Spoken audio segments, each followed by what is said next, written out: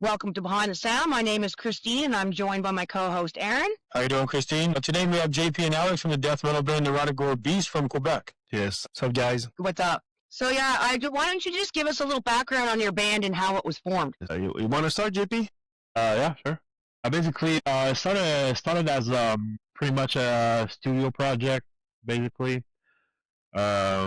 Alex and John, our vocalists, were looking to start a project. Initially it was supposed to be like some technical death metal project, but turned out to be like more on the brutal slam side. They were looking for musicians, and was like at that time I was like back then I was like up for anything. I would say yes to everything. So to say yeah, I'm down, and I kind of forgot about it for a bit, and then it just happened. And we had another guitar player at first, but he was like too busy with his other projects. So it was just this. We had, and then we went to Mike, and that's how it happened, basically. Nice. Yes. All right. Can you tell us about your first appearance at the Harry Metal Fest in the Netherlands? This one, I think it was really cool. Obviously, it was on our last European tour that we just did in November with Guttural Slug and Coprocephalic Mutation. So we did a 2-week tour in Europe, and this one was really, really cool. JP can give more insight on that, but I think for the whole experience was really nice. The venue was jam-packed for our set. Everything was great. A lot of great bands, two stage. We were on the main one. There were a side stage on the side. So everything was just really, really a good experience for us. We were fortunate enough to have a very good reception of our music there. A great vibe. Honestly, I think it was jam-packed.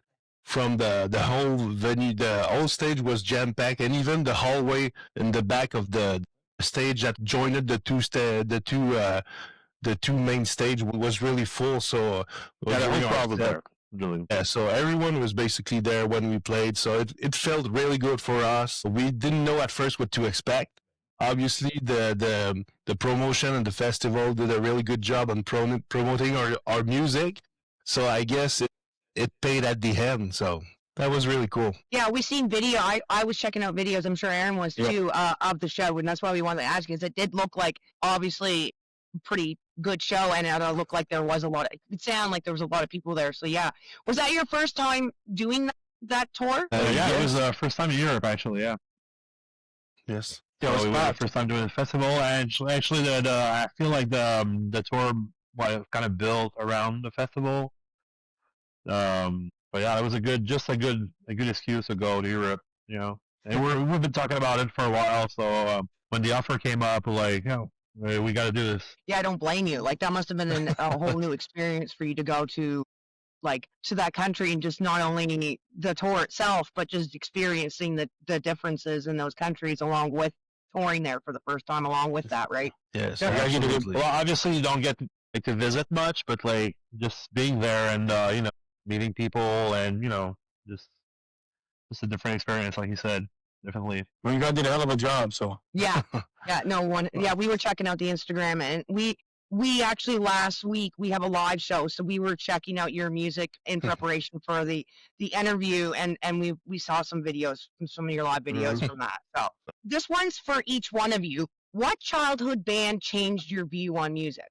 I cannot childhood, like very, very early. I'd say for me, obviously, the one that switched me on for the death metal mode was Napalm Death. Twist the Knife Slowly. I think it was the song that just got me into this death metal vibe. I think I was like 13 years old at this time. I was just laughing at this song. I was like, at this time for me, it was so extreme that I found it so funny and so much fun. So it really switched me, maybe some kind of trigger to just go a little bit further into the style. And I know some of my friends, their older brother, were listening to Cannibal Corpse and stuff like that. So it really got me into this type of music around this time. So I would say around maybe 1995, I guess, around this time. JP, what about you? Well, maybe not childhood, like teens for sure. I've said this a lot on the other podcasts and interviews, but Cryptopsy definitely changed my life. It changed my whole perspective on on like music, what like to what extent and extremity you can go like in the music, and changed my perspective on drumming. I couldn't believe that that anyone could play that fast. So the first time I heard Football Fire, I was like, I couldn't, it was like I couldn't comprehend it. So yeah, that was definitely a game changer for me, for sure. All right, thank you. Why don't you guys give us a background on music in your life and when you knew you wanted to make music? You want to go ahead, Jay? Yeah. Well, it kind of happened by accident.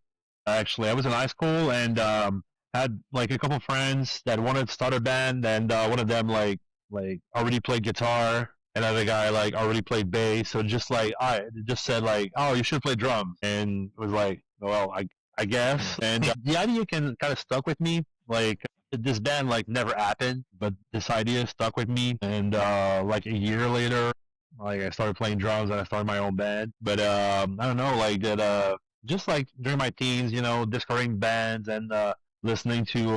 I remember listening to In Flames, Tokyo Showdown, and dreaming about like playing Japan and touring with In Flames and stuff like that.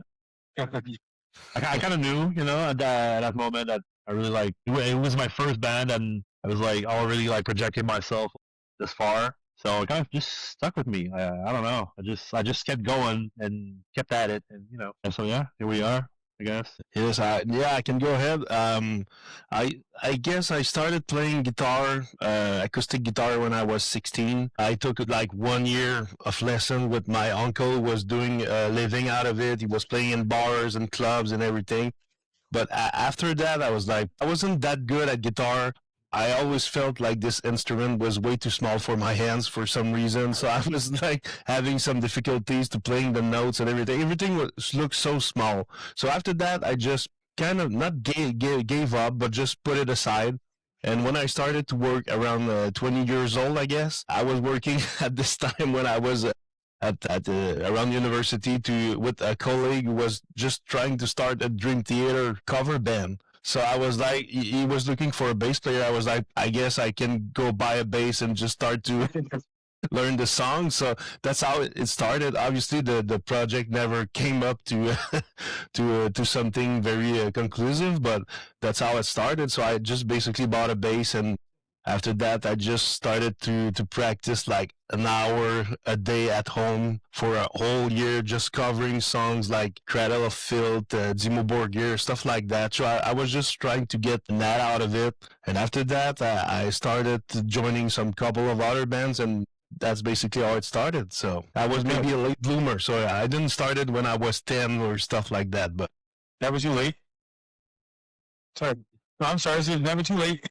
No, never. I do believe that they're one of our last bands. Those younger guys, they didn't get into it until they were their late teens. So Yes. yeah, I think anybody can get into it at any age and still do good at it, right? No, absolutely. Is there a tip that you would give the old version of yourself now when you first started doing this stuff? I don't know if you Practice honestly. your rudiments. Definitely practice your rudiments. Yes, I think it's something like that. Just like JP said, every experience that you go through, even though if it ends in a bad way, which happens a lot of time for us respectively, just basically you have to be resilient. So you never give up, even if it's something that goes in the wrong way, even if it's hard, even if it costs money, obviously, just to invest in your instrument or stuff like that. At the end, everything that you will gather as experience will make it work. I guess for us right now, I feel like it's like after like 20 years of doing this on the local scene, I guess we're at a point where I think we've kind of achieved something. Obviously, we still have a lot of work to do. We never take anything for granted, but at the end, every investment of time, sacrifice that you did on time with your family, when you have young kids at home, just like once it was for me. So I guess at the end, everything makes sense and you'll get the reward of all your efforts. I think that's true for anybody. Like in life, I would give pretty similar advice. Is none of your mistakes. There's always something you learn, and you won't get through life unless you make those mistakes. So nothing you should ever regret. It's all like piles on to your wealth of knowledge, right? Yes, no, exactly, and it's always like it's a band is like feeling like you're in a relationship, but with like three other dudes. So basically, you have to make sure that everything goes well for everyone.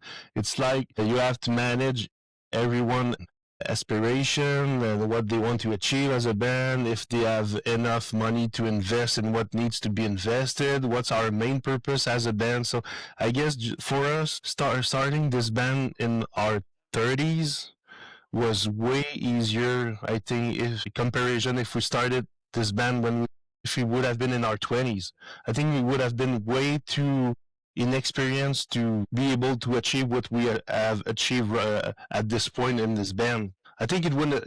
I think it wouldn't even have worked as a band if we started this band if we were like 20 years old.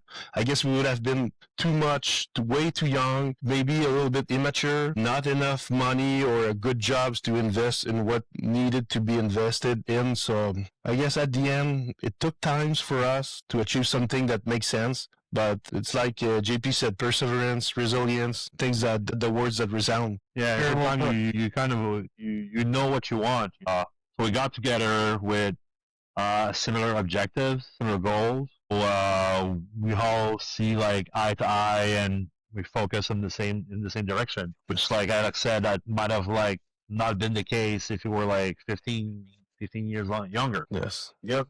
Very well put. All right. How do you guys come up with your lyrics, and what influences your choice of words? This I'm very curious about. I guess sometimes I'm the main lyric writer. So basically, we go like on a brainstorm for just titles that makes us laugh, gets a tongue-in-cheek kind of humor, like we could say, maybe inspiration from articles that JP finds online and stuff that we're like based on true stories sometimes, or maybe some titles that get out of our imagination, like maybe a so over the top horror movie like Brain Dead or stuff like that. So after that, we just go with the song title, and we basically write a whole story just out of it.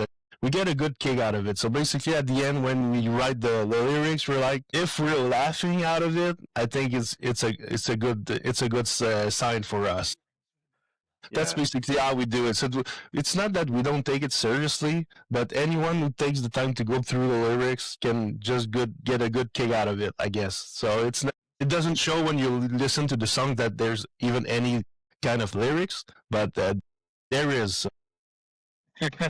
Yeah, it usually starts from we start with a song title usually, like Alex said. I have a habit to like have this note on my phone, and every time I hear something like really messed up, or I think about something really messed up, like, oh, that's good, so we gotta write that down, and then like, start with like ideas like this, and then we try to find like a title that kind of like that's really like impactful, that you read the title and you know what the song's about. It's like there's no second guess, and then we go with the lyrics. But the idea is that we have to have a title that's that's impactful. And a lot of people like talk to us about our song titles, so I guess it's working. Yeah, we noticed them when we were looking. Yeah. They're quite unique. They're quite unique. No, it really catches attention. And after that, it's just like we can add some extra samples when we play live that fits with the song titles, so it just adds to the whole experience when you see our show live. So if you see a song title that gets makes you weird face when you just read the song title, after that you go live and we add extra with the samples. Okay. Well, on that note, do you guys experience writing block, and if so, how do you overcome it? Go, JP. Well, Alex does most of the songwriting, or yes. I'm at least half usually. So I don't know. The question would be like mostly for him, I guess. If we're talking about drum parts, actually, I don't really get writer's block because the riffs are already there, but like I try to go with my first feeling, really, with like a first draft is usually like what I feel is the best when I hear it. If I go like with my like my first feeling basically. And sometimes I'm gonna like do some changes after like listening to the demos for a while. But most of the time it's pretty much my first idea. My first idea is pretty much what's end up like being on there. And if I come with a writer's block like on some parts, I just like usually cut the riff in half because I'm thinking like if I don't know how to make this part better, when the listeners gonna listen to it might think it's like might feel like it's repetitive or whatever. Okay. So, but like as songwriting goes, I don't know, Alex. Yeah. Yes. Now, for basically for us, since the beginning of the band, just we try to go 50-50 with Mike and I for the songwriting. But for some reason, most of the songs have been written by me so far. But anything can change. So basically, it really depends on the album. But or than that, just like GP said, we go with some recent influence from other bands. We listen to a lot of new stuff. We try to, I guess, just to keep our stuff relevant with some up and coming music. Obviously, we don't want to be a copycat of other bands. We are able to produce our own vibe with the vocals, the type of drums that we are able to provide. Most of the time, we go with an influence. We try to just write it at home, and after that, we go with Mike, who does the pre-production of the guitar, and after that we go with JP, who adds the drum and gives the song, makes the song go alive. You know, so it gives a soul to the song with the drumming and everything. So after that, when we have the final version, we go. John and we go straight to the vocals and just try to put patterns on the vocal and everything. So that's basically how we've done things since the demo, I guess. It started in 2018 for us. We never changed, but the only thing that changes is the way that we get our influence for each album. So sometimes we go with something that we want to make sure that it's more catchy live. After other albums, just like Repriand we did in 2023 was like more a little bit darker, a little bit more serious. So every album we have some idea or main goal behind the purpose of this album, but at the end it's basically the same process for the songwriting. And I feel like listening to like a lot of music and like drawing like influences from there and there like helps keeping like the songwriting fresh, even though like it's our sound, like it keeps things interesting. So I guess there's always ideas because hey, look, check out this song. I like how this riff goes or whatever. Or I've seen this band live, and when they played that part, like people go crazy. So we send each other a lot of music, and we talk about like listen to a lot of new stuff, and keep like keep the creative mind. So I don't know. Yeah, I guess that's how we stay creative. At least we're trying to stay real. we're trying to stay creative at this point, but just like JP said, we go through a lot of shows. JP has the opportunity to see a lot of bands in Montreal and stuff like that, and each time we go on tour, we have the chance or the opportunity to experience other bands. So we are able to see bands that this kind of riff goes really hard live, and people just go crazy in the pit. So we're trying to just influence ourselves on some type of riff sometimes. So that's basically how we go on the songwriting. So quick little side note, do you guys pull from other genres or just other metal bands, or do you guys like try to experiment with other genres at all? Yeah, sure.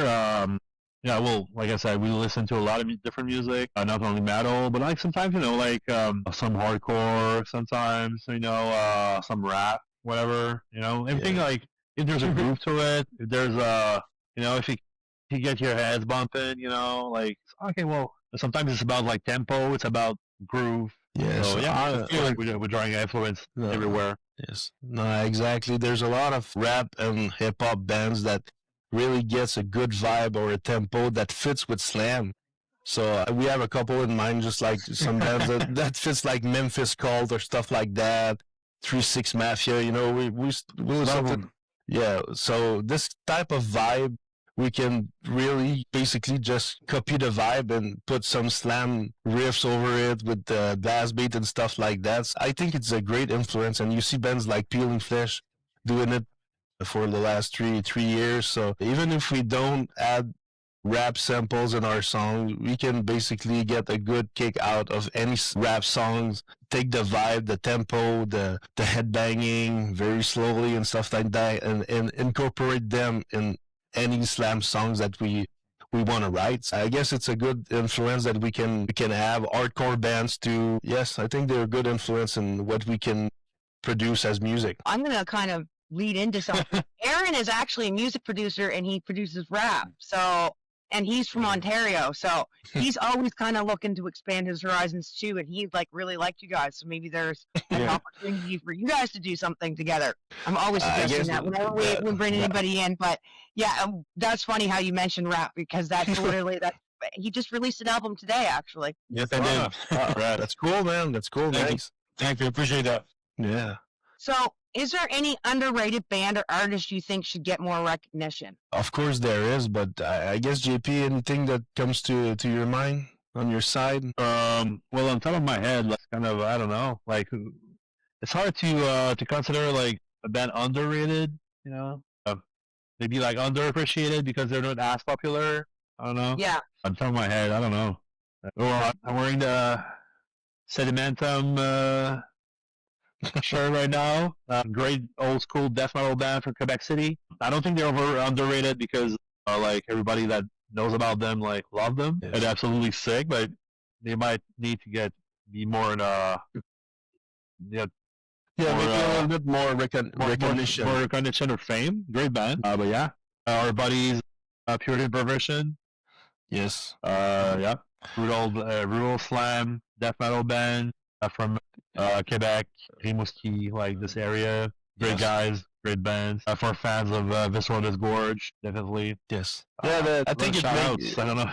Yes. No, honestly, there's a lot of bands that deserve recognition, but I guess it's always a matter of are they going to be able to achieve this kind of recognition in the next couple of years? I guess some of them are going to be able to make it. It's just a matter of time. It's not a matter of that they're just striving to do shows and they don't get their opportunity. So I guess just like JP said, Sedimentum, Puritan Perversion, there's a couple of friends of ours in Montreal, Primal Horde, Scorching Tomb.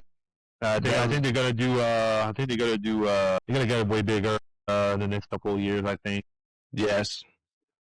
Scorching Tomb got Sun Motion there. Primal Horde as well. They opened for Despise Icon last weekend. You know, they have Scorching Tomb has a new album out. You know, great band from Montreal, great dude. And I think that's not the last time we hear from them for sure. They're just gonna get bigger and bigger because they're great band. You guys to check them out. Yes. How do you guys feel about the music industry today? That says it all right there. Yes, you can start, GP. I'll try to find some things to add to your thoughts. I mean, music not being like our main job or whatever, and it's not like we're like signed to a major label. So I feel like there's a lot of it that we don't experience really necessarily. But definitely, I feel like apps like Spotify being the medium, the main medium for, you know, you have to think about the algorithm. It's just not about having a label and releasing an album. You know, it's all about this, you know, getting picked up by the algorithm. You know, getting onto playlists and releasing singles and stuff like that. So I feel if you're a band that can write material pretty easily or pretty quickly, and you can release a lot of stuff, like I guess it's all fine. I guess. For a band, I would be like more into like like proggy stuff or more intricate stuff. That's not an easy. That's not easy to write music and release music this quick. I feel the album as an art form. I still listen to full albums. You know, for me, like I don't really do playlists. You know, and I don't really use Spotify either. But I feel like an album is an art piece in itself, and this streaming apps and Spotify and such kind of make it like content more than art, So you have to think about like on a content perspective instead of like just creating a piece of art. So on that side, I feel like that's kind of messed up. But like, I mean, you kind of have to work with the metrics that we have right now. So I guess the industry had better days, but at the same time, I feel like never been easier to have people listening to your music. Yeah. So it's kind of give. Yeah. I mean, Yes. it is what it is.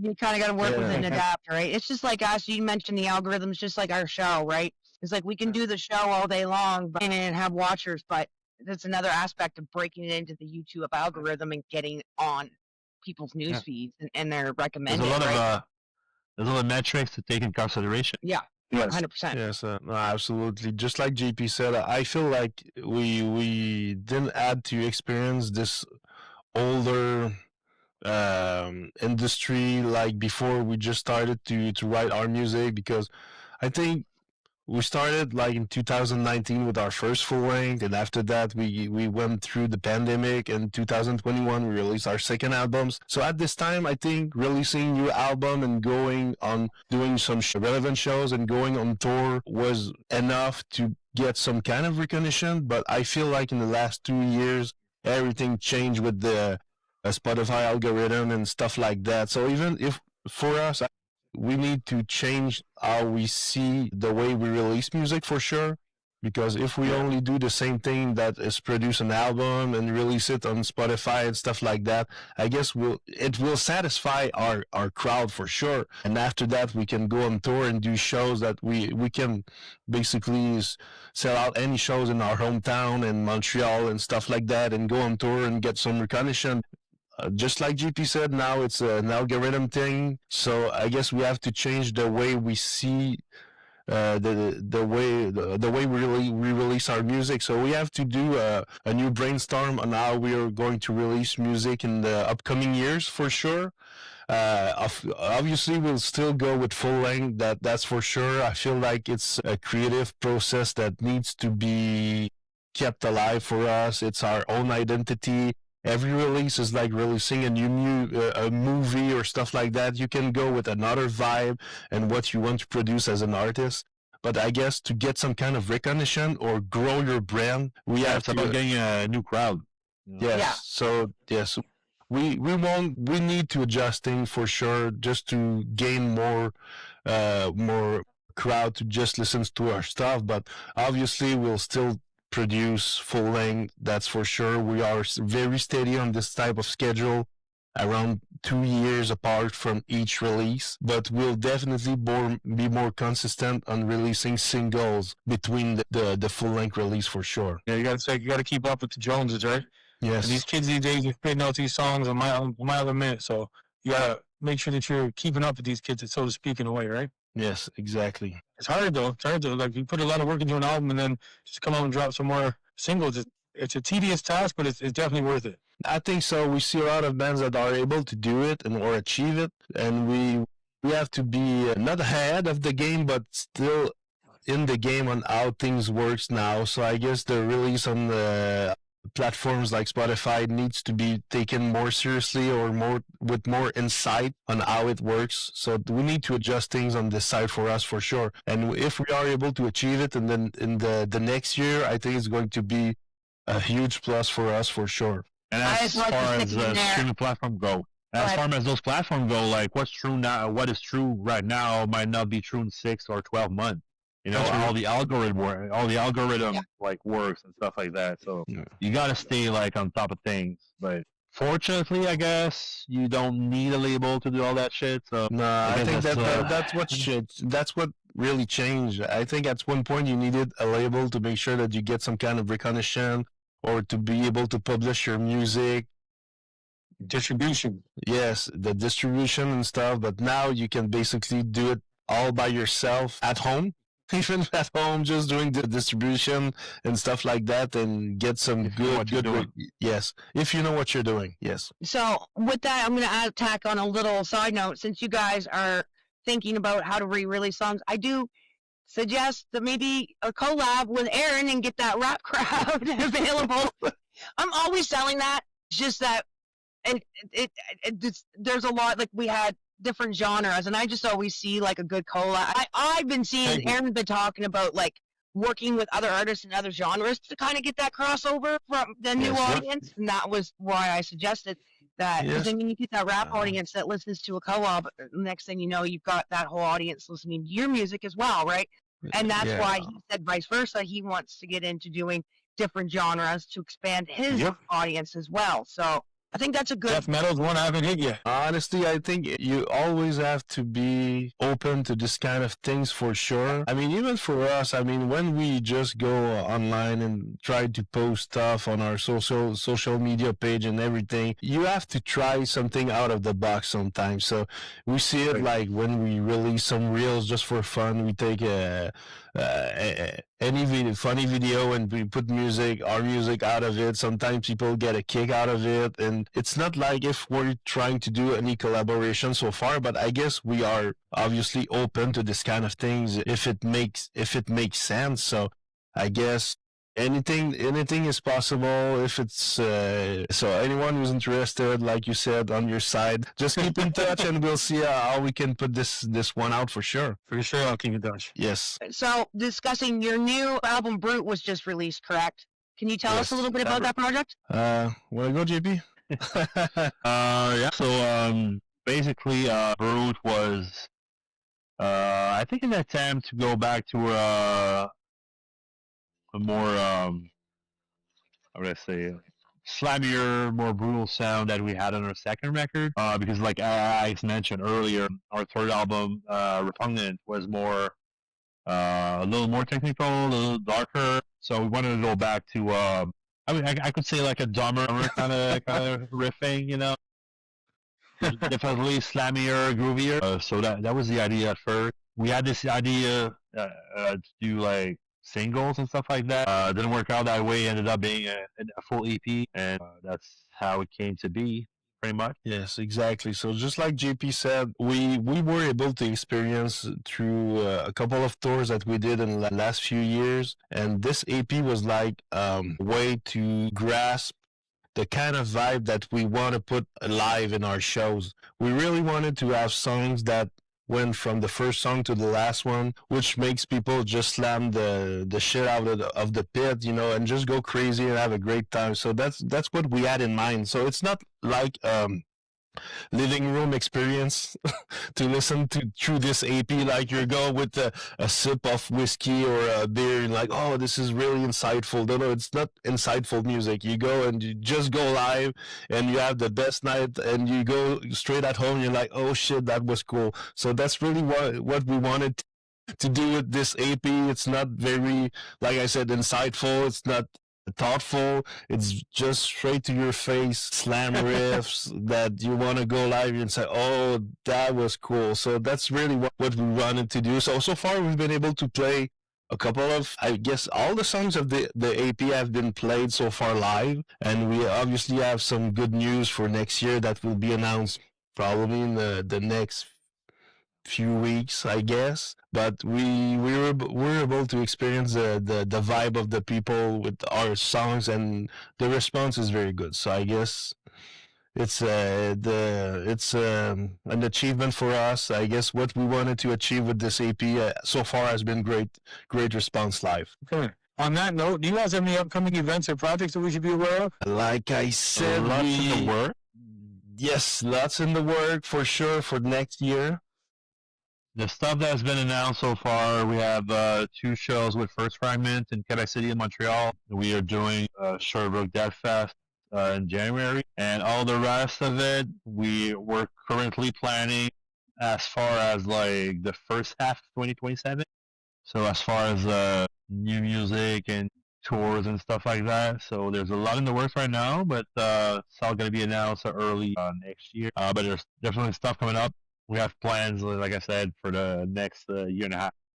That's awesome. Yes, and for shows and new music too. So stay, just keep listening or following us because we have new music coming soon, very soon too.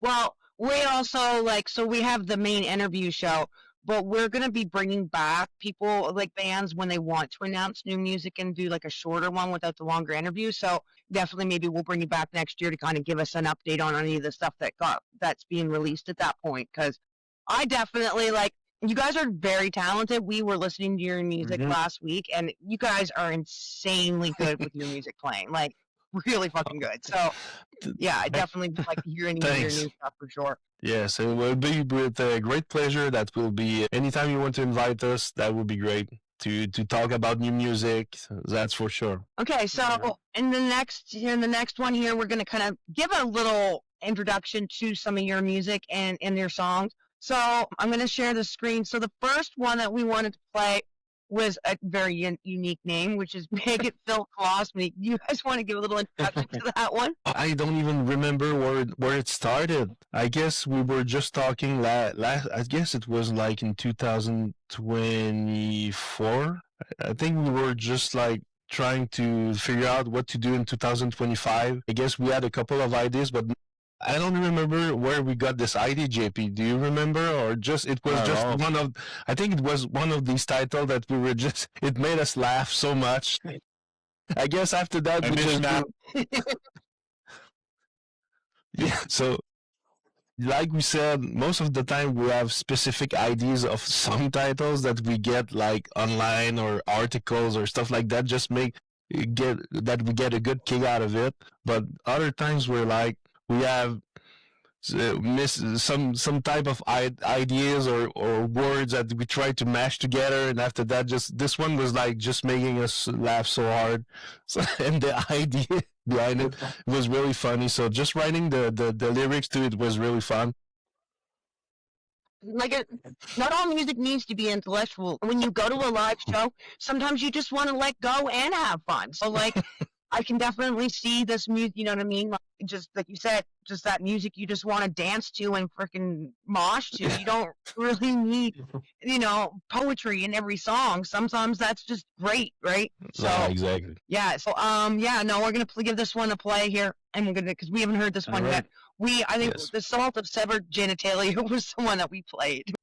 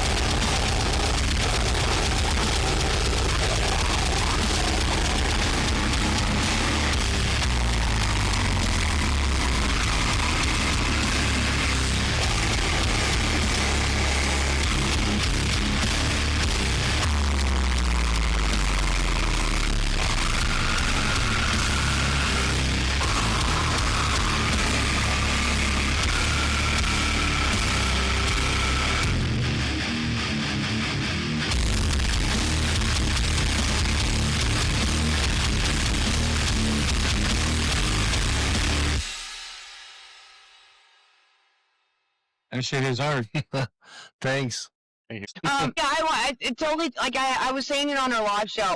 When I was like 16 or 17, I first discovered death metal like in an outdoor concert, like it was called Ballypalooza, and it just, your sneer music totally takes me back to when I used to go to those shows, because I just remember listening to that death metal, I have to say, on acid, in the dark, camping out in the woods for the very first time at 16 years old, and I was mind blown. I'm like, what is this stuff? I love it. Like you said, that's the type of music you can just fucking have a drink and dance, just get down and mosh to, like, you know what I mean? Like, totally. I love exactly, exactly. That's the kind of vibe that we are always aiming for, is just to go with songs that you, even though some people know the songs or people don't know our songs, you can always get a good kick out of it, like just like slamming, headbanging to the stuff, just go in the pit and go with the vibe of the crowd and everything. So that's what we're aiming for with basically all of our songs, at least the ones that we play live though. Obviously we can go more insightful on some of our other songs that we want to create a whole vibe for an album, but when we go live we go with our hits, you know. So it's the type of song that gets the pit going from the beginning to the very end. And I have to say, JP, your drumming is killer. Like, Thank you. Insane. Marvelous. we complimented it on our live show, and we didn't hear that song, but your drumming is like fucking just perfect. Like, Thank you. Stellar. you can definitely, like, your drumming does put the soul. Like, not every drummer's like that, but yours, you can fucking feel it. You can feel your drum beat for sure. Yes.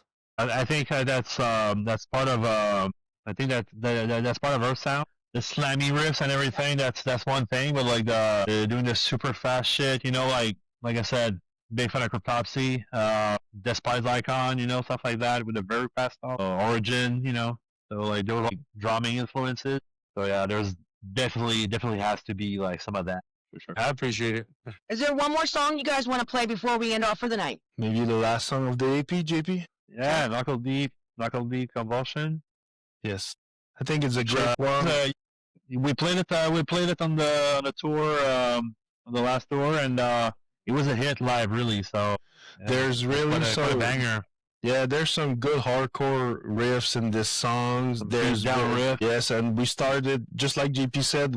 I think the way the song starts, it's an highlight with the drumming. It's basically like our own version of a Cryptopsy drumming riff or stuff like that. So it really starts with super fast blast beat. We go straight with hardcore riffs, slam riffs, and we have a great feature with Cheney Crab from MPOS on this song. So it really adds to the vibe. So it's a very, very cool song to play live, and I guess it's always a cool song to listen to on the album too. So All right, Let's check it out. yes, all right, we're gonna check it out. yes. Let's skip this part.